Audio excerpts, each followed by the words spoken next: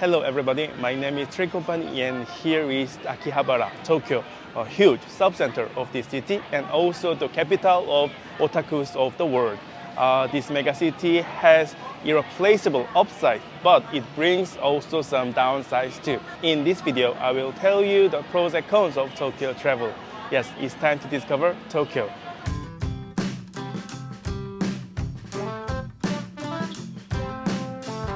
Tokyo is the wealthiest and most popular city in Japan. As a result, Tokyo has a wide variety of sub-centers. Osaka, Japan's second largest city, of course, has its own big downtowns like Namba and Umeda. But in Tokyo, there are at least 4 more than Namba and Umeda size. And then Fukuoka has Tenjin and Hakata, but 2 of the biggest downtowns in Fukuoka are just normal in Tokyo. And each downtown or sub-center has its own personality. Marunouchi and Otemachi, full of massive buildings. Ginza, classical luxury shopping district. East Shinjuku, with its colorful signage. Shinjuku West, a sharp office district. Shibuya, the youngest and noisiest. Ueno is old-fashioned commoner atmosphere. A trip to Tokyo is a collection of different neighborhoods with different vibes. And the content within the city is endless. In terms of cafes, there are trendy and modern cafes in Shibuya, and the classic, heartfelt cafes of Yamezen, Tsutaya bookstores of Ginza 6 or Daikanyama T-side. They are must visit for anyone interested in interior design. Muzi is common in almost major cities, but its flagship store in Ginza offers a completely different experience. I don't know anything about interiors, I just watch anime and play games, then Tokyo Station's Character Street or Akihabara are waiting for you. In Shimokitazawa, you can enjoy street fashion. And it's not that there's no tradition. There's torii gates at Neji Shrine and temples like Asakusa Sensoji too. Tokyo is the destination that caters to everyone's taste. Japan is a country with a higher percentage of mountains. It's more than 70%. But Kanto Plain, where Tokyo is located, is the largest plain in Japan. This size, combined with Japan's enormous economic power, made the sprawling Tokyo metropolis. The mountains look tiny in the distance, like folding screens, and in between, everywhere you look is a city. Actually, skyscrapers of Tokyo are not very high. Azabudai Hills, the record holder for the tallest skyscraper in Japan, is only 325 meters, and the rest of the buildings are quite short too.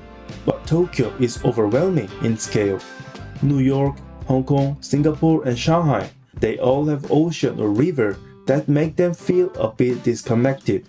Tokyo, of course, has a sea, but from most Tokyo observation decks, the ocean is not the focus. The city stretched out as far as the eye can see. This is Tokyo. And the red Tokyo Tower in the middle is the crown jewel of this view.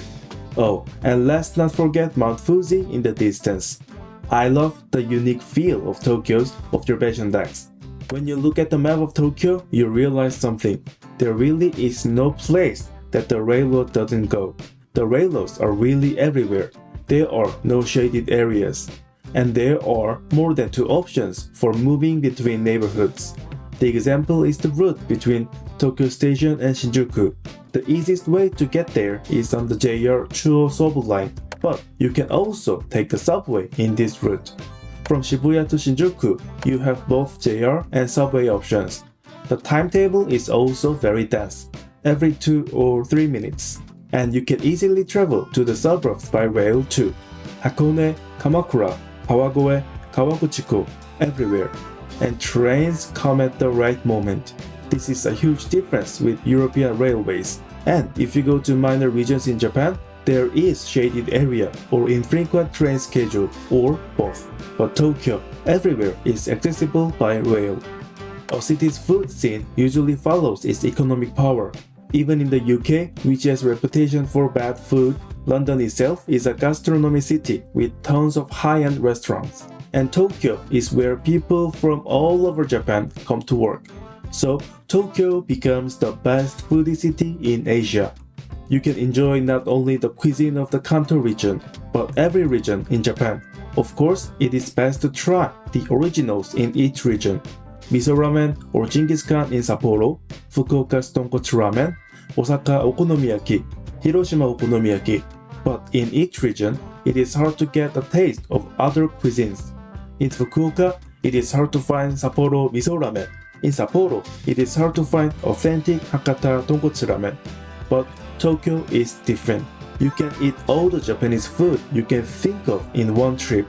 There's even a Tokushima ramen store in Shinjuku. In terms of other countries' cuisine, Tokyo is still great. Sweet, dessert, bakery, Tokyo is the best. French and Italian still nice, so your tongue will be well catered for during your trip to Tokyo. Most Japanese cities have great neighborhoods. Osaka has Tokyo and Kobe. That is the invincible triangle. And you can put Nara too. Fukuoka also has onsen towns like Yuhuin. Sapporo has Otaru and BA Furano Niseko. Tokyo, of course, has some great day trips. But this megacity also has an incredible theme parks. Just east of the city is Disneyland, one of only 6 in the world. Actually, there are 3 in East Asia, Tokyo, Hong Kong and Shanghai, so maybe you think it is kind of commonplace. But this is really something. And then there's unique Disney Sea, which is another Disney park with the ocean theme. There's the roller coasters of Tokyo Dome City in the center of the city, and in front of Mount Fuji, there's Fuji-Q Highland, which has a lot of scary rides. Finally, one of only 2 Harry Potter themed Warner Bros. Studio tour. Tokyo is also a theme park mania's dream world. Tokyo in the 21st century is undergoing a dramatic transformation. It was once a rundown old city, but now it's one of the trendiest cities in the world. After the success of Roppongi Hills, Toranomon Hills and Azabudai Hills bring a new skyline to Tokyo and suggest the concept of high-end retail. Ginza, a traditional upscale area, has also a number of experimental design luxury buildings. In Shibuya, the city of young people, Shibuya Scramble Square and Miyashita Park are at the forefront of its redevelopment. Japan's past and present can be seen in many cities, but Tokyo is the only place where you can see the future. Tokyo is one of the world's top cities like New York, London, and Paris. But Tokyo is very cheaper than others, especially in the cost of food and transportation. In Paris and London, even you eat moderately, you can easily spend $40. Sandwich or a cheap kebab are the only option for $15. But in Tokyo, a normal meal rarely costs more than $25. Ramen and udon is usually under $10, even with inflation. Sushi is usually around $25. Transportation, the London Underground, starts at almost $3. In Tokyo, it's $1.5 for a short distance. Of course, the fare jumps when you can go a little farther, like Shinkansen. But for traveling around the city, Tokyo is a very cheap city for its class. You have the basic Japanese advantages, very safe and clean. This also applies to the megalopolis of Tokyo. Its sanitation is amazingly good. Although Shibuya and Shinjuku are a bit dirty for drinking and hanging out, but overall standard is better than any other big city in the world. If you've never been to Japan before, you will be surprised at how well maintained the alleyways are. And you don't have to worry about pickpockets or muggers. You will have nothing to worry about the whole trip. It is way different with American and European countries.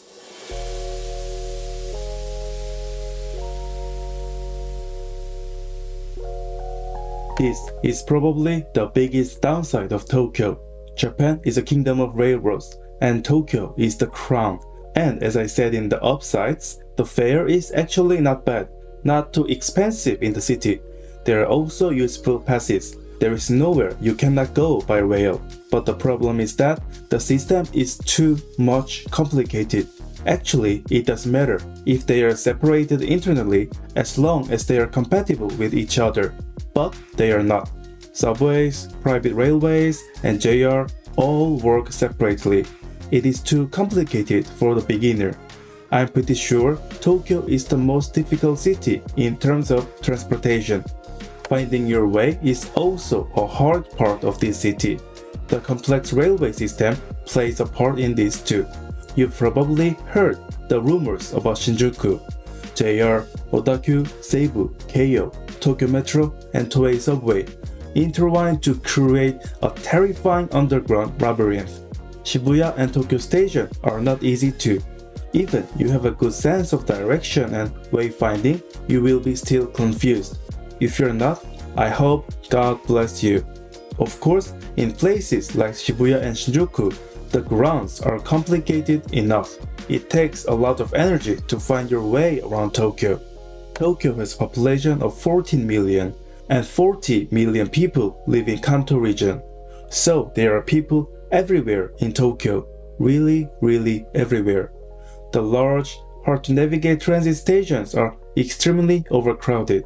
Mall, street, park, everywhere is same.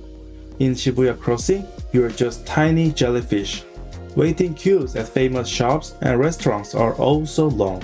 It's not that there are not people every store, but the places you go as a tourist, you will be surrounded by people in almost time. Of course, Tokyo has less fine dust. The sky is really blue and pretty on a sunny day, and is breathtaking. But there are also numerous cloudy and rainy days in this city. Let's compare to London, which is known for its bad weather. Well, first of all, the precipitation is much higher in Tokyo, especially in the summer and fall. It is important.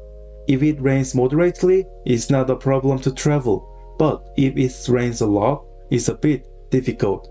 There's also a lot of cloud cover. In the winter, from December to January, 70% of time is sunny, but half the year, from April to September, is 50% cloudy.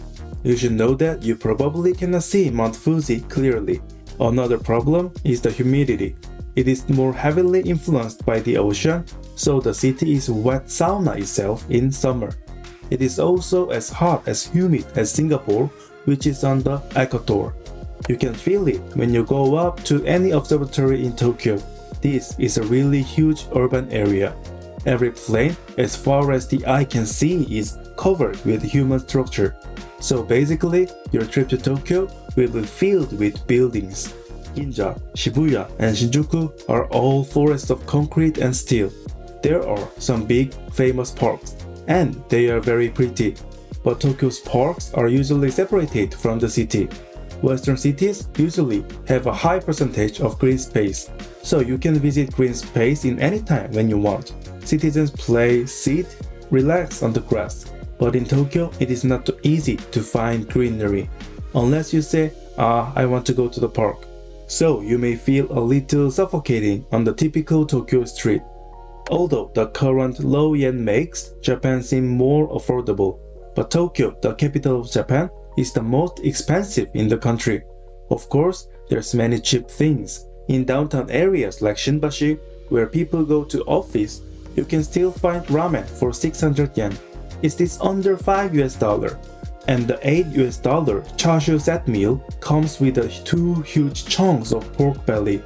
But hotels in major downtown areas like Shibuya, Shinjuku, Ginza, they are a bit expensive, more than Osaka or Sapporo.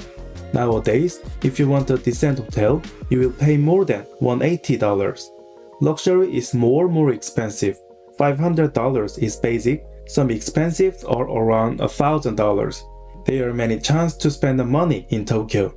Earlier, I mentioned the variety of side streets and endless contents at upsides. On the flip side, there are too many things to consider when traveling. In the normal size of the city, the routes are pretty typical. In Osaka, you can spend 1 day in Namba and 1 day in Umeda. In Sapporo, 2 days in the city and 1 day for day trip. Most people go the same way. But in Tokyo, there are so many options. There's no standard itinerary for Tokyo. The best neighborhoods to visit depend on your taste, your travel companions, and the season. Add to that the difficult railway system I mentioned earlier. Tokyo is a city that requires a lot more studying than any other areas to properly enjoy. There are many things to do in the megacity of Tokyo. The best and newest things in Japan are in Tokyo. If you include the suburbs, you can visit Disneyland, Disney Sea, Enoshima, Kamakura, Yokohama, Kawakoe. There are so many contents that you could spend 2 or 3 weeks just traveling. That's why I always have a bittersweet feeling when I leave Tokyo after a short trip. Oh, there's so much I didn't get to see. I never feel like that in almost regions in Japan. Just Tokyo and Hokkaido. Oh, I want to come back. I should do this next time. Not a serious downside, just a bit of shame. Tokyo is a cosmopolitan city, but Japan is still Japan. The upside of Japan as a whole apply to Tokyo as well. Downside go as same too. There are still a lot of places that take only cash. People don't speak English well. It is very far from Europe and America both, but some downsides are really improving a lot. Especially a lot of the cash-only places are gone. If they are really cheap or old, they still take cash. But if they're a bit more modern, most of them accept credit cards. English is still not very good even in Tokyo. A lot of menus are only written as Japanese, and some people are scared to talk with foreigners. So if you don't speak or read Japanese, there will be problems outside of tourist areas. Let's summarize what we learned today. Pros and cons of traveling to Tokyo.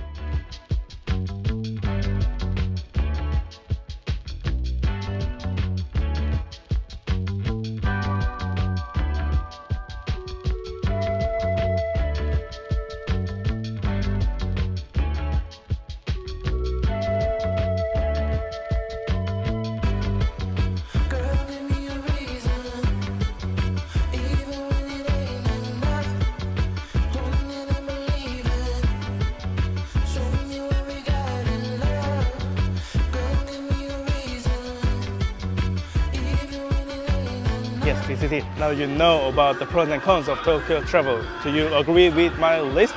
This place where I end this video is Shinjuku. Too crowded, too complicated.